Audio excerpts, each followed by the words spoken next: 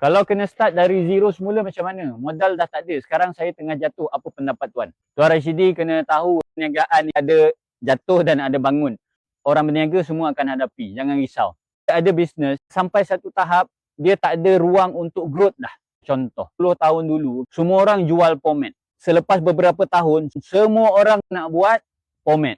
Kek bisnes tu terpaksa kongsi dengan ramai pesaing yang lain. Apa yang saya nak sampaikan adalah kena faham apa yang menyebabkan kita jatuh. Sama ada bisnes tu memang tak boleh nak grow ataupun kita tak buat all out dalam bisnes kita. Saya kongsikan dengan kawan-kawan kita yang minat dengan ikan. Nak ternak ikan, tapi kalau korang tak nak buat dua lagi kerja, pemasaran dengan jualan, jangan ternak ikan. Kerja ni lebih besar daripada kerja kita menternak ikan. Jadi Tuan Rashidi kena tengok, adakah aku dah all out? Kalau tak, mungkin dekat situ dia punya problem. Yang ketiga Tuan Rashidi, alang-alang kita dah terperosok 7 kerak bumi, apa yang kita kena buat? Bermula daripada kosong ataupun tuan mula daripada negatif. Benda ni saya dah alami banyak kali dah. Inilah permainan dia dalam dunia perniagaan. Relax je, tenang.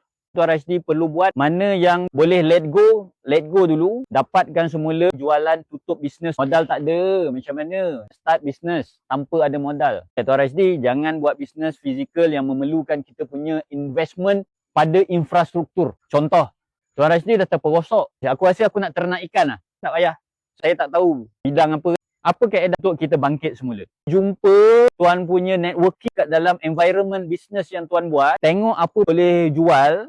Pergi jumpa. Cakap macam ni. Aku nak jual ikan. Tapi aku dah tak ada modal. Aku dah terperosok lah ni. Boleh tak? Aku ambil dulu ikan. Aku pergi jual. Petang. Bayar balik modal ikan yang aku ambil. Kau pegang IC aku. Boleh ke? Bagi IC dekat orang. Kalau kita dah terperosok. Buat whatever it. Siapa yang pernah terperosok dalam bisnes, dia orang tahulah. Semoga bermanfaat. Nak buka bisnes, kena ada modal. Nak tutup bisnes pun ada makan modal juga kawan-kawan.